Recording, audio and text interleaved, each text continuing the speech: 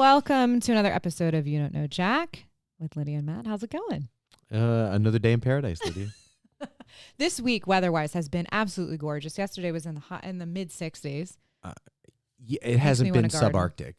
I'm not like ecstatic about mid 60s. It doesn't really. I'm glad it's not in the 20s. Okay. Well, I was in a t-shirt yesterday. I was no not. surprise there. Yeah. It was great. It was not. It wasn't bone chilling cold. I'll grant you that. No, I mean, I walked outside. I thought I needed a jacket. Barely needed a sweater, and I was driving with my windows open. So you know. Yeah, I was definitely not doing any of that stuff. Yeah, wind in my hair, no care in the world. Yeah, Friday. wasn't doing that. No. All right. Well, but you know. I'm. It wasn't 20. I'm thankful that it was not 20 degrees There and you windy. go. So there you go. All right, so we've got prop bets. Yeah, it's Super Bowl weekend. Super Bowl weekend. Yeah. So Tomorrow's the big game. Do we think we should just get this right at the top? Do we think Taylor Swift is coming back? I would bet that all day long. Even though I'm not a gambler, she's coming. She's coming. Yeah. All right. Well, you know. Much to May the wind be in her favor. Yeah. May the odds ever be in her favor, right, or whatever exactly. it is. Yeah. But no, I think I think we talked about last week. I don't understand why the angst and upset comes from certain demographics towards Taylor Swift. Again, when I say I don't care, I don't mean that bad way. Just like, hey, it's like, hey, cool, you know, like whatever. It doesn't. Taylor Swift showing up doesn't make me more or less likely to watch. But do I think this has been probably beneficial to Travis Kelce's brand, beneficial to the NFL, and not that Taylor Swift's brand isn't gigantic, but I'm still sure she's picked up other people. Oh yeah. Look, it's a win-win-win. Why do I don't understand why that upsets me. It doesn't affect my daily life. Correct. And therefore I don't really care. Correct. But I think it's funny to watch people spiral, especially politicians, knowing that a woman has this much power. One woman has this much power. And you and I were talking off air about some people like, oh, I hate that person. Right? Like, you know, I don't care that much. For me to get that worked up about really anybody, right. Like, I mean, again, as you and I said, if you personally to come at hurt me, or demean me or my family, okay, there's going to be some animosity. Yeah. It's going to leave a bad taste in my mouth, and I won't forget it. Right. Now, it doesn't mean that you can't forgive it if they see. It doesn't mean you'll forget. Right. But no, I just don't understand. I think people exhaust a lot of energy, and people always are sort of surprised that that's generally my personality, which is I don't actually. I will get mad, and accuse people of sleeping with barn animals in my own conversation. Sure. But I generally just don't. I don't know. I try not to expend, and I've worked on it to not expend a lot of energy being mad at people that really don't affect my life. Wow. And Taylor Swift is the perfect example. These people wouldn't know her, or they know her because they see her, but they don't know her, don't know anything about her. And my God, would probably be the people that would run you and I over to get her autograph or take a picture with her. Right. Oh, she's no, they're running her down. It's like, I think they're spending a lot of hate. They are spreading a lot of hate to get attention off of, the goodwill of somebody else, which I think is typical. Well, But, But listen, we've been entirely consistent on here, which is you and I do not subscribe to the thought that celebrities or athletes should shut up and sing, shut up and dribble, shut up and pass the ball. No, I think you have an obligation. You do. Do I care? No, but you know what? Why not use your bully pulpit, your platform for good, for what you see as good? Taylor Swift came out, very strongly against. She lives in Tennessee against Marsha Blackburn, who is the senator, because about women's health issues. Yeah. So that's who she is, and why do people care? I don't know. She's allowed to have that view, and, yes. and she does not have an obligation to shut up and sing. Exactly. Just like what they famously said, LeBron should shut up and dribble. No, right. I actually don't think he should. I'm glad he doesn't. Mm-hmm. And it's the same with Taylor Swift, but she's not doing anything other than cheering for the Chiefs and her boyfriend. Okay, she's being a supportive partner. Partner, right? Yeah. Mm-hmm. Like, okay, that seems to be a family values kind of trait, right? Like, I think that some of the folks some of the political spectrum that get worked up about that, I continue to be lost on it. Again, doesn't affect my daily life. Yeah. I hope she has a safe flight. Yeah. And if it were me, I think we talked about this. I would not travel 17 hours to watch. I don't care who's play to then travel another 17 hours back. I did say, I explained to you though, it's not like she's flying a coach. This is true, but still, the time. Okay, but I'm saying I'm just saying, you make it sound like she's in the back of a Southwest, like in the back row by the bathroom where the seat doesn't recline. Let me tell you something. as speaking from personal experience, having been in the last row of a flight on Cathay Pacific from Hong Kong to LA, where my seat did not recline, and I was in the center on a 4. And I had a guy on the left of me, took an Ambien, and the guy to the right of me, you was spitting the entire time. So, yeah, I'm not a fan. So you're saying you had clowns to the left of you and jokers to the right? Yeah, and here I am, stuck in the middle with you. Yeah. Yes. No, it was terrible. The but I'm saying that's not her flight. No, I know, but I'm just saying, like, that is obviously the worst possible experience you can have on a 17-hour flight. Right. And she's going to be on like a Gulfstream 550. And that's fine. And she can sleep and she can do whatever, and I get that, and that's great. And mazel tov for her. Right. But I, like, if it were me, I don't have a private jet, and someone said to me, hey, do you want to come to the Super Bowl and watch me play? No. I'd be like, no. No, if you and I were in Tokyo right now and somebody said, hey, we got tickets to the Super Bowl if you guys want to come, that means we're going to be cramming into like a coach flight. And I'm like, yeah, Lydia, I'll tune in. No, we're going to go have ramen. It's cool, exactly. We watch ramen, watch it like 3 in the morning or whatever time it's on. Exactly. We're like, we'll just catch it on TV or like we'll catch the replay or whatever. You and I would be eating ramen and like loving life. Oh, yeah. Hot springs. Yeah. You'd be in a hot spring. Oh, absolutely. The chupacabra. Love it. Yeah, not a chupacabra. What do they call those things?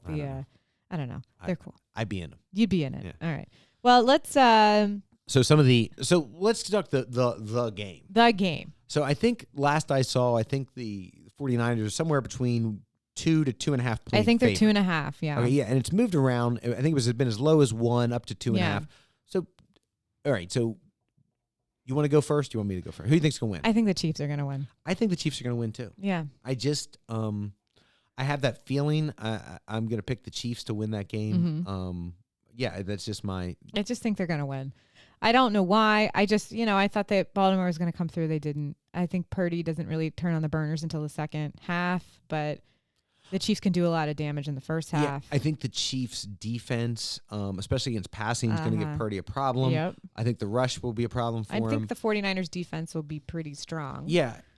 But I don't know. I just think, I don't know. I think the Chiefs they have the special polish. Yeah, and I just think. And they've been to the Super Bowl before. And I'm not saying the moment's going to be too big for Brock Purdy. I think though I just think that Patrick Mahomes. There's something to be said about experience. And the way he's playing that game right now, and the way that team is just sort of rounded into shape. It's a testament to their coach. Fourth Super Bowl. Yeah, so it's not like he hasn't been here before, and they were there last year. Yeah. It's like, I don't know. I think the team with the most experience does the best because they're not as easily rattled. Right. And you have Andy Reid, who's closing in on some all-time records. Yeah. I mean, this will be like he's going to be within 5 or 6 playoff wins of Bill Belichick. Yeah. If he wins tomorrow.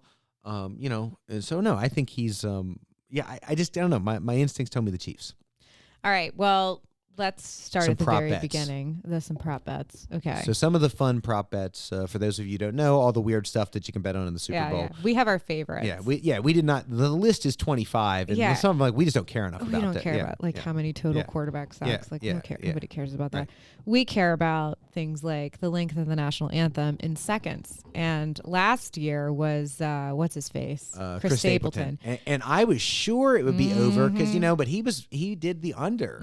He did do the under. And a big Chris Stapleton fan. So I just thought that he would. I thought he's kind of slow like a train. I just thought he would just drag it out. Well, he did not. He was sharp. God bless him. But I lost that bet. I thought that was like dead bang winner for me. Yeah, you did. Yeah. No, you down lost in flames. Reba McEntire. Okay, so here's my question. Yeah. Before we even get to who's Reba McEntire? Teasing. No, I do know who she is. It's 87.5 seconds. But it's not who Reba McEntire is, but why Reba McEntire? Why? Why her? I mean, does she play in Las Vegas? I'm surprised it wasn't like, who's the guy? Donkashane guy. Who's that guy? Wayne Newton. Yeah. Like, he's Mr. Las Vegas. Well, no, right? But he's a Branson Barry guy Manilow. now. But be a Fanilow. But no, I was just thinking like, why Reba? And Reba does not feel that current. Like Chris Stapleton, very current last year, right? I mean, guys is just a blowing up. I mean, I'm just saying, like Reba feels like from the 80s and 90s, man. Like, 80s and 90s are making a comeback. This is my thing. This is what I think happened. Ready? Reba McEntire's on The Voice now on NBC. I so did not know that. She's like okay, so she's more current than I was. She's more in the public zeitgeist than I think other people realize. Good word. I mean, thank you. Yeah. But I think that I love Reba because she's classic, like classic country Reba. I'm always a fan. Yeah. She's got good wigs, Yeah. Like, I love that. People are like, it's either her or Dolly Parton, you know. And Dolly Parton did a big like halftime kind of production for the Dallas Cowboys. I'd have been way more into Dolly. Me too, but like Reba. But then I'd wanted to bust into. I'd wanted to do that and then bust into Jolene right after the national anthem. You know what I mean? Something like that. Like really put on a show. Yeah. I mean, I don't know. I think we talk about this every year, but the best national anthem ever, Whitney Houston. Oh yeah, I mean, she set the bar that you probably never get to. No, again. I mean, I think that it's just they should just play the tape. And there was also a talk I saw on Twitter this week. But someone made an argument. Maybe the best halftime show ever, Prince. I mean, oh my God. I mean, in the pouring rain in Miami. He asked the guy if he could make it rain harder. Yeah. Yeah, no, I mean, I've seen Prince live. It's the most amazing thing in the world. So again, I've said it multiple times. One of my favorite lines in rock and roll is when someone asked Eric Clapton what it's like to be the best guitarist in the world, and his response simply was, "I don't know. Go ask Prince." Yep, I agree. Yeah, I mean, so Reba, under. Where are you? I think she's going to be under. Yeah, I'm going with the under too. You're going with the under? I got burned on the over last year. I think she's going to be under. Unless she really drags it out at the end, you know. But even then, I don't think so because, it is such a regimented thing. Yeah. And I think that they have the ability to go 90 seconds or whatever. I just think that she's going to get out there. She's going to sing. Also, she has the inner ears, so she's going to be able to hear herself and keep on track. Yeah.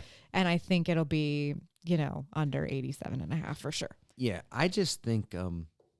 Yeah, I'm going to stay with the under. I got burned last year. I mean, I thought last year was a lot. I mean, lead pipe. I was like, this is lock. This guy is going to be like 4 minutes. Like molasses. Yeah, exactly. He's going to pour out slow that like a train. Exactly. Coin toss result. You need to go heads or tails? I'm always a heads guy. All right. Well, I'm always a tails gal. All right. So there we go. There we go. So our first dispute. First dispute. We're not even on that one. Okay. And so, by the way, for the record, I think we're both taking the Chiefs. We're getting the points, but we're picking the Chiefs to win money line to win the game. Correct. All right. Yeah. Total game over 47 or under 47.5? I like the under. Me too. All right. Yeah, I like the under. Me too. Yep. Okay. I like this one. Will there be a score in the first 6 minutes and 59 seconds? No. I said the same thing. All right. I said the same thing. And then how many songs? Oh, wait. We'll do one more.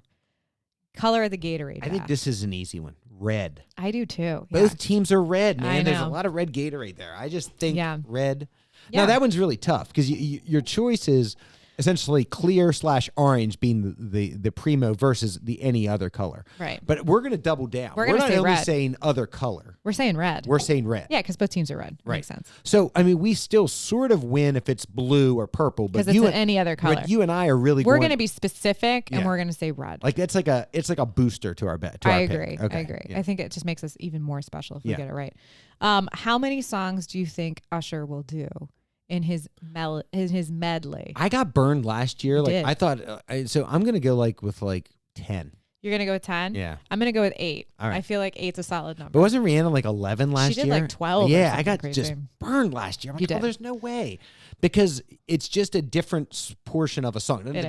Because look, I can count the math and say, okay, if you got 14 minutes, you can probably only do about 6 songs at best. Right. But I think they do medley, so I like Rihanna can do medley, right? And Usher's going to do some medleys. Usher's going to do some medleys. I think he's also going to be on roller skates at some point. Yeah, I do think he will be dancing a lot because that's sort of what he does. Yeah, right? Well, his show in Las Vegas, he comes out in roller skates. Oh, so okay. Yeah, so I was. He's a Vegas guy right now. Then he just finished his residency, and then so he had his whole residency, and then he's doing the Super Bowl, and he finished. He'll probably go back to Vegas eventually, but he's coming off of that whole production anyway. Right. So you could have had also a Vegas guy was Elton John. Could have had Elton John doing the national anthem. National anthem. I think that. I mean.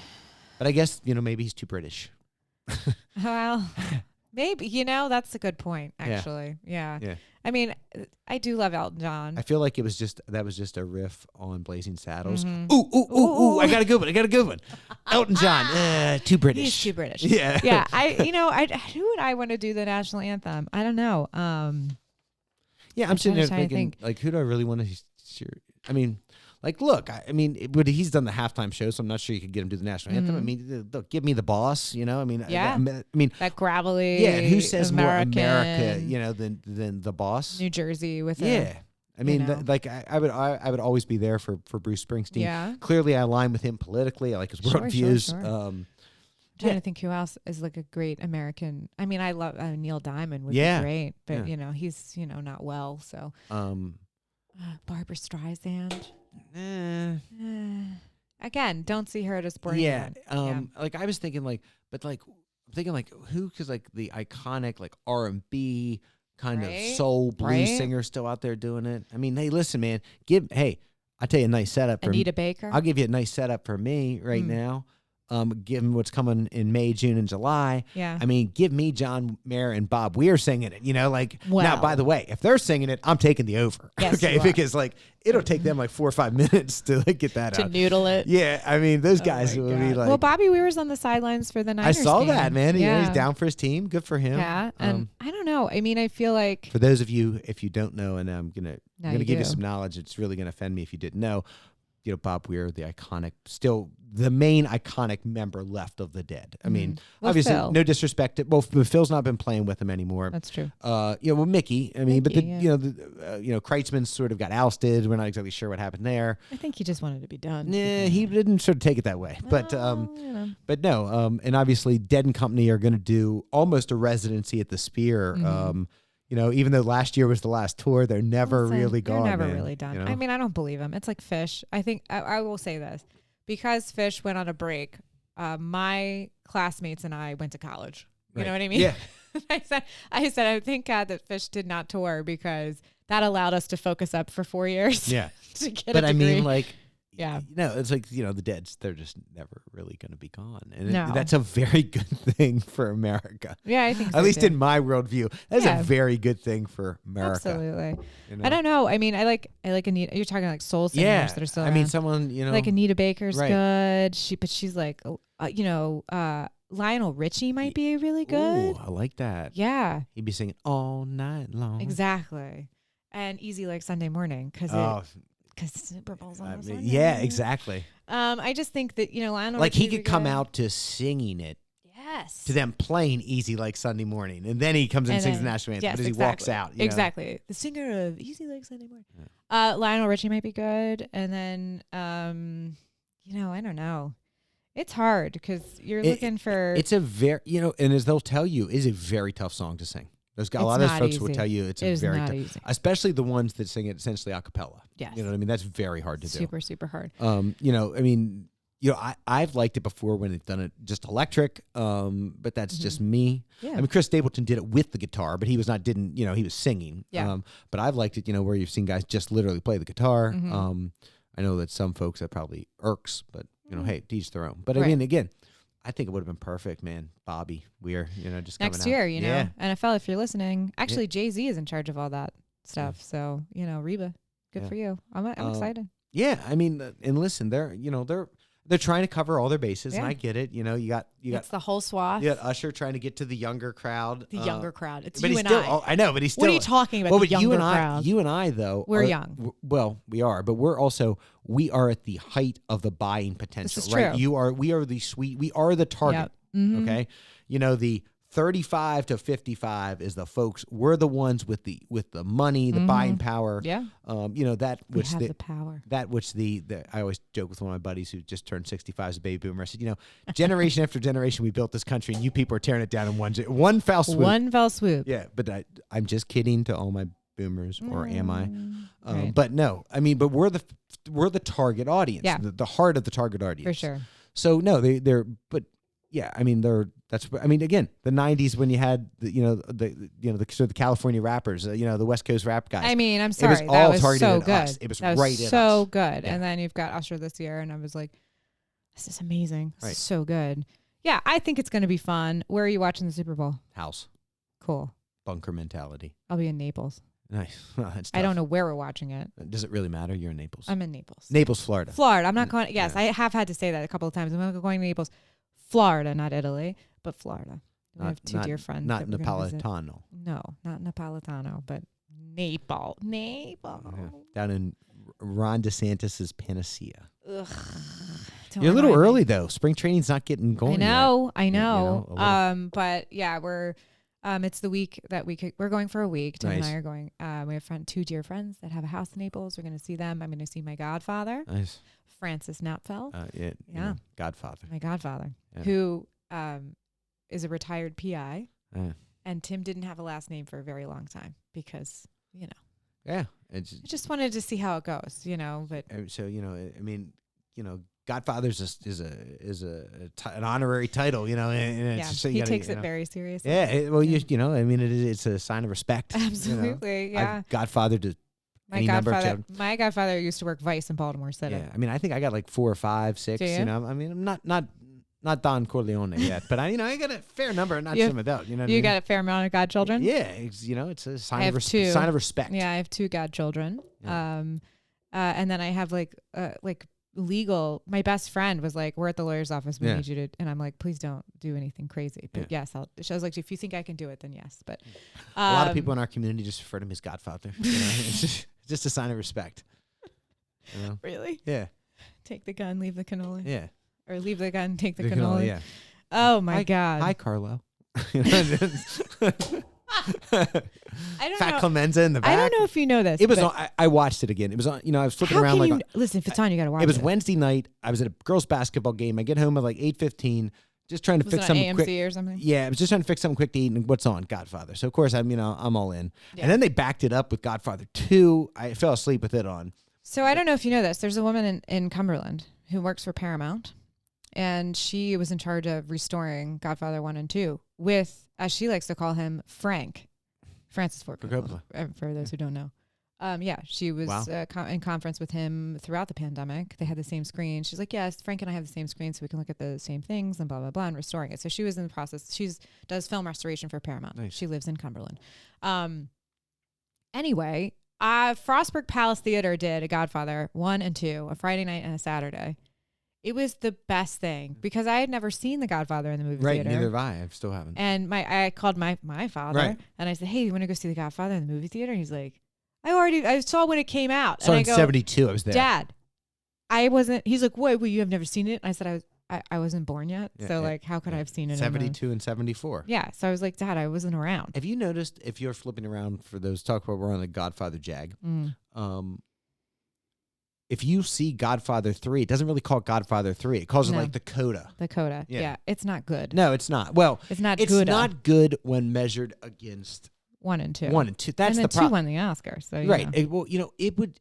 I think if you took Godfather 3 as a standalone movie, it's a good movie. It's fine. But you're judging it against the 2 movies that generally usually rank in the top 10 when you talk about all-time movies. So it's a hard measuring stick. Break my heart, Fredo. Yeah. Yeah, I don't know. I just listen. I love The Godfather. If it's on, you got to watch it. It's like a cardinal rule. Yeah. But yeah, so have a nice time. Hopefully in Naples. Yeah. Bring some warmth back for you. I'll send it your way. Yeah. Might get snow on Tuesday. Sorry. Caitlin Clark. Still continuing to do it. Just killing it. Very, very spirited game at Maryland. Maryland played tough, but they Iowa hung won. in there, which Iowa won. Caitlin Clark, I think, scored about 37, 38 she did that game. 37 somewhere points, in that range. She has 39 points from passing the all-time women's NCAA scoring record. So if not in her upcoming game, it'll be the game after. Right. Yeah. So it's tonight or it's Sunday or the following game. Yeah. So yeah, I mean, there's something else in college basketball we're just gonna mention now. We'll get into later when more details come out. But Dartmouth's men's basketball team has won their court case to unionize as employees of the university. And USC currently has I think it's USC and UCLA have a court case in California. And what that does is New Hampshire sets the precedent for these kids to unionize. I think that's where we're going. I think there's going to be a lot of kinks to work out. Yeah. Part you and I were just like, is it only for 4 years? Like, what does that look like? And, by the way, so if you start to unionize, does it become one big union, like of all in NCAA sports, or is it by each sport? Like, or is it going to be to each school? Right. There's lots of things to work out. I mean, but I think, it's the beginning. It is. Well, and it's colleges are making lots of money off these young men and women and people. And, you know, it's about getting your fair share. And, you know, this, my finger up, is small. Yeah. Okay? Yeah. Together, a fist, you know, we're mighty. More powerful. Yeah. And that's what, you know. I'm actually proud of these students for like going, no, we actually are employees. You guys are making money from us. Yeah. And name, image, and likeness deal is was the first step. This was the second part of it. And I think that it gives everybody a little bit of financial security, and also gives people it gives them rights too. I think it will be interesting. I think the cleanest way to do this, and a lot of people weren't going to love this, I think we need to talk about separating athletics from college. I agree. And essentially we have a minor, you know, essentially like the minor leagues for football, the minor leagues for all the sports, they're essentially the minor leagues. They are. You know, but guess what? When you go to the minors, you're in the union. Yeah. You know what I mean? Like, and again, I'm not saying that we shouldn't, by the way, part of the union, part of the negotiation is saying, hey, we're going to make sure you're setting aside, if somebody gets signed, this and that, and it doesn't work out, a way for them to then go get an education. Sure. But it's like a deferment. I think we're going to see a separate. I mean, it doesn't make sense to smash it in with academics and higher education anymore. No. I think we might be moving towards that. Now, a lot of people are going to say, "But Matt, I cheer for the University of Maryland because I went there." But look, I'm going to cheer. You don't have to, the Maryland Terrapins. It doesn't have to have the university in front of it. I'm going to cheer for them. Yeah. You know, the Fighting Irish, I'm going to cheer for. It doesn't have to be affiliated with that university. I just think if it stands for all the stuff that it did. But I just think that, I don't know. I just don't see how academics and higher education play in with this. They don't. I mean, that's why it was so difficult to get this through, is because they're saying, well, you're a university gives you scholarship money. Right. That is the payment for you playing for them. They're not losing any money. Actually, they're making money off of you, which is why they said, okay, fine, you can do name, image, legs. That's fine, whatever. You can make more money and still have scholarships. But this actually puts the onus on the university to actually take responsibility for managing employees, which is sort of like, do they get health insurance? Do they get all these things? You know, what is exactly? But that's my point. That all should be in a job and part of the union negotiating. But it might be one of these things like, hey, if you're good enough at 18 to be invited to join one of these teams, for every year you're part of that, the union says, hey, that's this team's got to set aside $15,000 towards your education. Sure. So, hey, you only make it 3 years. Okay, but you still got a 45, whatever you got paid in salary, but also part of the comp is $45,000 towards college. And you get health care, and you get, by the way, you get training, you get nutrition. We're not sitting there saying like, oh, can we buy those kids that meal or this, that? No, it's just all part. But by the way, it is their job. Yep. And they're showing up. They're expecting them to show up, play the game, get good grades. There's and we can look back at Angel Reese. This is a perfect example. She missed a few games at LSU. She was dealing with some mental health issues. She spoke about it honestly and was very forward about it. And I think that, had she just had basketball to focus on and not basketball and academics, it may have been easier for her. It may have been easier. So I feel like you're asking a lot of people. I think we're heading towards maybe that bifurcation. And it might make sense. And I think it's exciting, and we'll keep an eye on it. We'll continue to give you our opinions. Greenway Avenue. So very exciting. Obviously here, you don't know Jack. We're big fans of Greenway Avenue Stadium, which is the local high school sports stadium venue here in Mountain, Maryland. We did the huge program where we redid the track and field surface. The visitors' bleachers got redone.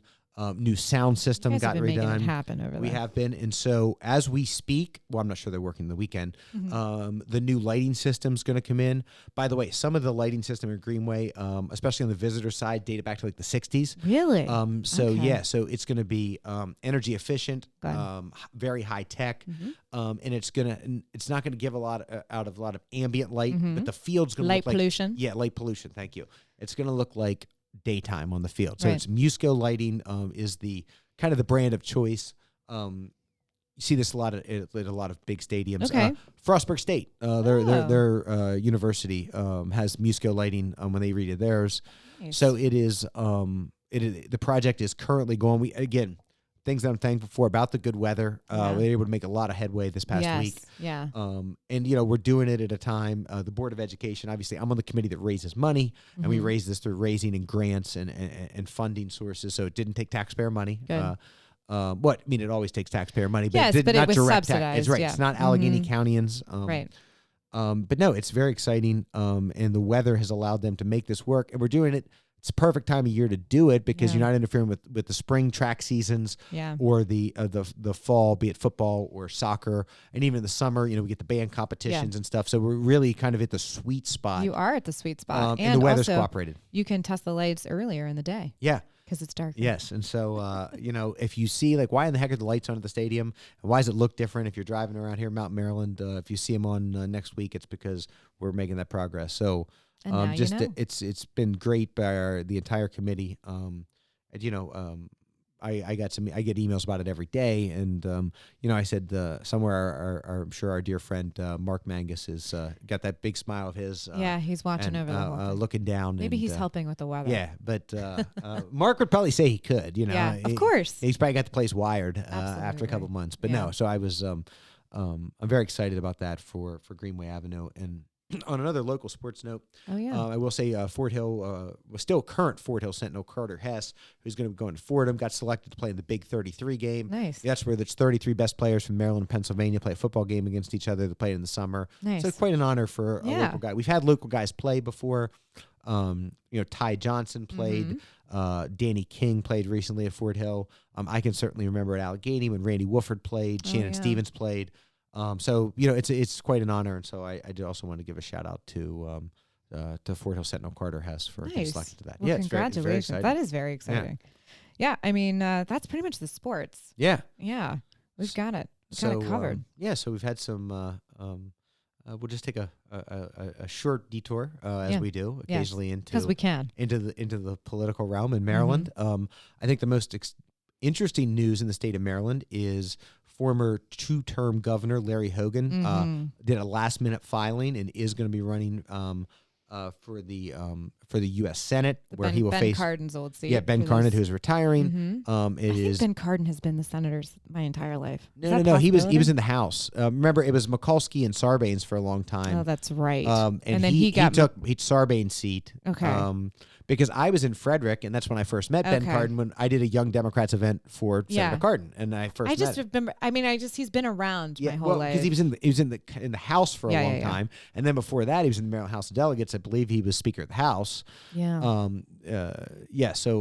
But Senator Cardin is retiring. Good for him. It seems likely it's going to be the Democrat side's either going to be David Trone or Adelbrooks out of the PG County Executive. I think most likely it'll be Trone. Well, yeah, I think Trone's money will shine through. I will say this for Trone. Yes, he backs himself, but he is our representative here. I'm not faulting him for backing himself, by the way. I mean, I think the money advantage matters in politics. No, and he uses it. What I will say is this: that David Trone, yes, he represents a lot of people. He had an office here. He had office hours here. He would come here. People knew him.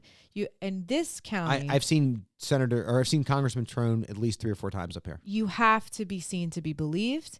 He is here. Yes. And, so that speaks volumes because we get left behind. And I know that somebody that's trying to run for his seat in the House has never been here. Right. We'll only do Zooms. And it's like, Zooms aren't going to get you votes. It's not going to happen. But it will set up an interesting showdown for Larry Hogan.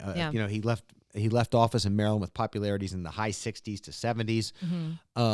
But, I don't think this is necessarily going to be smooth sailing for Governor Hogan.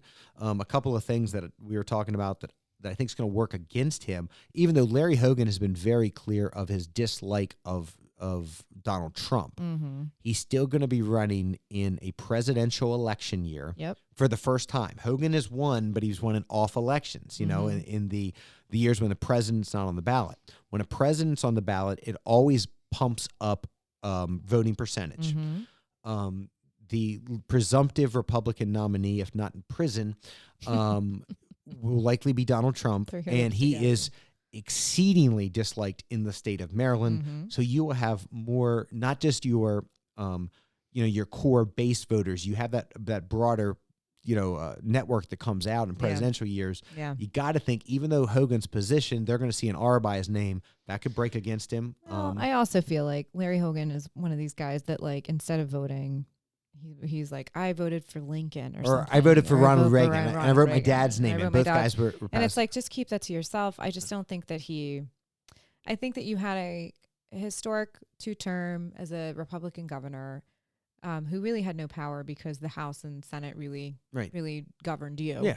But I feel like I think he should just sort of just be and not run for another political office. I don't think that he's going to be effective. Yeah. Well, and I think the thought would be, the Democratic Party. Yeah. As Jamie Raskin, I don't know if you saw, he corrected Laura Boebert. Stop calling us Democrats. We're the Democratic Party, the Democratic member. The Democratic Party, I think, will certainly cast this as like, no, this isn't about whether you like Larry Hogan or not. It's do you want to give power to Mitch McConnell? Right. I think the Democrats will nationalize that against him with Trump as well. And David Trone is going to be able to throw piles of money at this. As I always say to someone, I said, this ain't your mom and dad's Democratic Party anymore. They don't get pushed around. They outraise. They raise more money, and they play to win in a very real way. Right. Where it used to be the Democrats were the ones that always were getting swift voted or Willie Horton or all that stuff. Yeah. No, this is, they got sharp elbows, and they're going to certainly. What Larry Hogan is doing for the Republican Senatorial Campaign Committee is making the Democratic Senatorial Campaign Committee spend money in Maryland, and that he's going to make it a somewhat competitive race. Somewhat, sure. But I think also he's entering the race late. Yeah, very late, and so I feel like he's entering it in and maybe wanting to oust a different person that might want to run the Republican ticket. He gets the Republican nomination. He wins the primary. That's fine. He's not going to win in a general election. It's just not going to happen. So my suggestion, Larry, if you're listening, just don't do it, because you're not going to really win. You're going to get it's just not going to happen. I think here's what I'll say. I think it's. When does that ever? I'll put it this way. I think Hogan can win. I'll put it at 3-1 against. That's what I think. He's going to be a formidable candidate. I think he has such great name recognition. He has the ability to raise lots of money quickly. Yeah, but he'll waste it. Yeah, but it's wasted. My point is, like, maybe you're popular. Yes. Do something good with your popularity. Don't run for political office. Raise money, start a foundation, do something that you can be involved in. He's never in his 2 elections, the first against Anthony Brown, I don't think Anthony Brown realized he was in trouble until late, so he didn't really feel the attack machine. Yeah. And then against Ben Jealous didn't have the money to launch the attack machine. Right. I think Larry Hogan is going to get a taste of a very well-funded candidate. Well-funded, and also somebody that is represented at the same district in the House. Yeah. So then already knows the constituents and already has the groundwork. This man represented the entire state. Right. Yeah, came out here a lot because that's where his base was. But to be quite honest with you, I don't think he connects as well with the wider part of Maryland. Yeah. I just don't. No, but it'll be interesting to see. I think I think Larry Hogan might get introduced to a very unkind electorate and politics. Like, in that sense, Maryland politics have been generally pretty genteel on our state elections. I mean, rarely do we see them really go at each other. I mean, Wes Moore didn't really go at Dan Cox that much because he didn't have to. Everybody knew what it was going to be. Why waste your time? Right. But so, we haven't, and Hogan, again, Ben Jealous didn't have the resources to go at him very hard. Yeah. The last time we've probably seen, and even still, I never thought it got that chippy. Yeah. Was O'Malley versus Ehrlich the first time. And it was chippy, but not that bad. No. They're still get a beer with each other. Yeah. So I think, I think Larry Hogan might get a taste of some real hardball, politics. Yeah. Like the body politic. Yeah. Get it straight to the face. And it's, but like the federal level is a whole different ballgame. Well, and it's just the Democrats. It's a Has there ever been a governor that's transitioned into federal politics besides Spiro Agnew from Maryland? Yeah. I don't know. It's a good question. have to think about that. I'll do some research. I mean, Martin O'Malley is now the administrator of Social Security Administration. Yes. So that's I guess but that's not an elected No, position. no, that's not. He was appointed by. Yeah. But to go and then run for Senate, and usually a governor is not going to run for anything probably other than Senate or above. Right. Rarely would you see a governor kind of go to the House, to the rabble. Right. So anyway, it's going to be interesting, but that's a good question. Yeah. In the modern era, I don't think, I mean, I'm thinking like, obviously Paris Glendening didn't. Right. Donald Schaefer, he did run again for a state office where he was a comptroller. Yeah, later. but that's a state. Staying within your wheelhouse, really. Martin O'Malley did obviously run for president. Was not successful. Yep. I'm going back through. Ehrlich didn't. Ehrlich did not. Ehrlich was a former congressman that became governor. Right. So he went the opposite way. I'm sitting there thinking, I don't think so. Marvin Mandel obviously had his own baggage, was ultimately, though, conviction was overturned, but he did not. Right.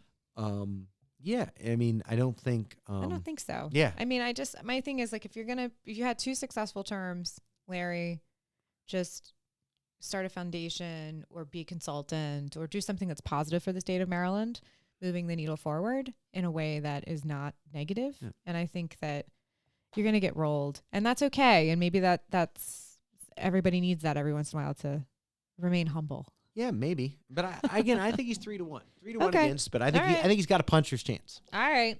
Long right hook. Yeah. And then so the other interesting thing in the political world is, the special prosecutor announced that Joe Biden will not be prosecuted for the records that were found at his house. And her, the special, not HER, the special prosecutor, really pointed out some of the differences between the Trump charges versus, Biden was exceedingly cooperative, didn't require like search warrants, consented, let them in, was not trying to hide the ball, etc. Even though Donald Trump's answer is, well, they're not charging him, so why are they charging me? And they drew that connection. It's like, no, they weren't trying to, out of contempt. They weren't trying to hide documents or cover it up or show it to people. So that I think that was clearly good news for President Biden. But in what we would call in a court decision, we would call it the dicta. Sort of this kind of on the side is mentioned is basically said he's a nice elderly man with memory problems. Okay. That did not play well. That continues to build that story of his senility. And it sort of insinuated that he couldn't recall that, when his son Beau passed away, Biden was very fiery in responding to that a couple of days ago, that, he's well aware of that day and thinks of it every day. He knows exactly when his son died. Yeah. Again, it's again, that's why I call it. So in the court, what's the ultimate decision? Okay. The decision is not to charge. It wasn't done by the court. That was the special prosecutor. Sure. Oftentimes in a court, they'll issue a decision, okay, whatever the issue is. But then it's this, they talk about other stuff, the ancillary, and that's what we call it, the dicta. Right. DICTA. So this was like dicta, but it's sometimes not good. No, but I mean, Biden's what, 80? Yeah. Obviously. You're not going to be, not saying everybody, but, I don't know. I feel like that's a level, I mean, I don't know. I forget stuff. I don't know if it's necessarily, no kidding. The guy can't remember things. I mean, he's 80 years old. But I think it concerns the electorate when you're thinking, it does. Is he going to forget is he going to forget, the nuclear codes? Is he going to forget? I don't think that's the case. But I just, given our options, we are also, I said, this is a weird time. We have the same 2 teams that were in the Super Bowl 4 years ago. Yep. We have the same 2 candidates running for president 4 years ago. What is this weird loophole we're living in? And can we close this portal? And the funny thing is the teams, though, they get rebuilt. They get refreshed. We have a septuagenarian and an octogenarian. And by the way, the other guy, former President Trump, has been known to make verbal slips of the tongue. He was talking about what a very nice Saturday afternoon it was yesterday. Well, it was Friday. Yeah, I know. Okay, look.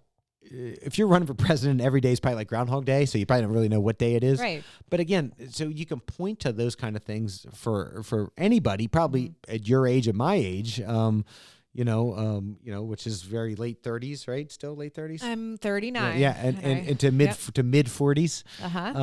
Where we kind of have a slip of the tongue. Yes. And so it's but it is again a septuagint, and then it begs the question is this the best we have? No, it's probably not, but it's the best that we're going to get. We're dealt these cards. We've got to play it out. And also I think that, it's just, I would say the last 4 years have been more calm. I will say this for my own mental health, and maybe this is for the listeners at large. I really limit what I will listen to, what I will actively choose to participate in, as far as like, I listen to this podcast called The Daily from the New York Times. It's 20 minutes and they cover all sorts of world and political topics. And lately I have been going, I don't really want to, I just don't need this. It's not really my thing. And I think that having learned from the previous election cycle, how toxic and by the way, we were in the middle of a pandemic, just how incredibly overwhelming that whole entire process was. It's okay to not be as active, and you can take a step back and so choose to filter the things that you want to consume. I think so keep that in mind. Yeah, and by the way, I'm sure that some people will say that I'm getting whatever. I'm a subscriber to the Washington Post, right? I skim the Post online, and there's a lot of articles I choose not to. I'm just like, I don't need to delve into that kind of weeds. You know what I mean? Like I like reading foreign newspapers because they really have a bird's eye view. They don't have a dog in the fight, so they tend to kind of give different perspectives. I mean, if you want to read good fiction, you probably read the Russian newspapers, right? I mean, that's probably fiction, No, I like the French newspapers are fantastic. Is it Le Monde? Le Monde is great, and I just I like because let's face it, the French farmers right now are having a fantastic time. I mean, politically, they are all over the place, and their public is very in their face when they're not happy about stuff. So they don't have the ability to just basically kind of create a narrative because the French people are very active in their politics. We are passive mainly for the most part. And so it's nice to have somebody else's perspective on it. That's not, that has their own, they're not perfect. They're not a perfect country. And so I feel like if they're going to have an opinion on it, it's nice. It's nice to know what the greater world also thinks. And again, it's not super left or super right. It's very right down the middle. So but just pick and choose your battles is what I'm saying. You know what I say to that? Vive la France. Let's go. Viva la liberté. Maybe we just go to the south of France. There we go. I think we could do a podcast from there. I think I would appreciate not just the south of France. I think I would like the French countryside. I think I think Normandy is beautiful. Yeah, I think the French countryside would be my kind of vibe. Yeah, kind of just that. Yeah, a different pace of life. Yeah. All right. Well, that's the goal. Yeah, that's the goal. Well, I mean, that's it. We got Super Bowl coming up. We've got Reba McEntire's singing the national anthem. We got Caitlin Clark going to break through. Yep. We'll be talking about baseball soon. I mean, pitchers and catchers within a week or so. Yeah, they're going to be there 4 days or so. Yeah, they're going to be there very soon. I'm so excited for baseball. It's going to be great. That's episode 14 in the books. By the way, anybody who looked at Twitter last week, I had called it episode 13, episode 14. No edit button on Twitter, so I just didn't go back through and fix it. Right. But for those of you who are now stumbled across the actual episode 14 of season 4, and you're thinking, hey, listen, you don't have to be Sherlock Holmes to understand that means there's 3 previous seasons and 13 previous episodes from this season. Yes. All Lydia. Excellent, by the way. Lydia, worth the listen. Yeah, where can you find them? iTunes, Stitcher, Amazon, Google Play, Spotify, Audible, Love Audible, iHeartRadio, Deezer, Player FM, and Samsung, just to name a few. You can find us on Facebook. Yeah, we're at You Don't Know Jack Podcast. You can find us on Insta. Yes, we're at JackYDK Pod. You can find us on Twitter at JackYDK. Yep. You can find Lydia and I both on Twitter individually. Lydia. At RTL Pod. And I am at JMGGMPG. All right. Happy Super Bowl. Happy Super Bowl.